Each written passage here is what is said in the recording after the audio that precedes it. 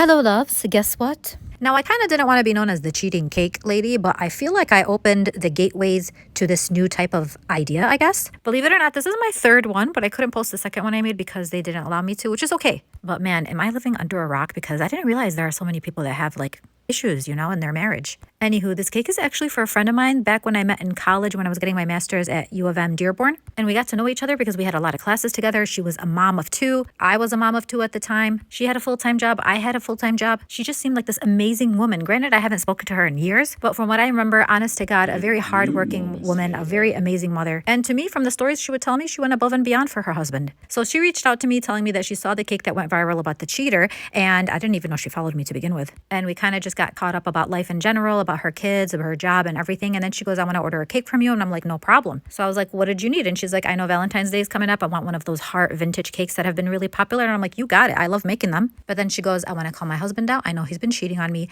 And when I tell you guys, major jaw drop when I was messaging her, I was like, oh my God. So I thought it was similar to the other situation, but this one's a little different. She said she was suspecting him of cheating, and so she put a tracker on his car. And when she knew that he should be at work, she would basically check the tracker, and that's not where he was. He was always at this one neighborhood at a house. And just to make sure, she would either call him or text him and be like, what are you doing? And he'd tell her I'm at work. So initially she wanted this cake for Valentine's Day because there was no other special occasion coming up. But I think he had like work plans, so they had to move the date to this week. She told me she wanted a burn reveal in which underneath would be the map where he was always at every time she'd message him. And then on top it would say, guess what? So she said the guess what would be perfect because he'd assume she's pregnant or something.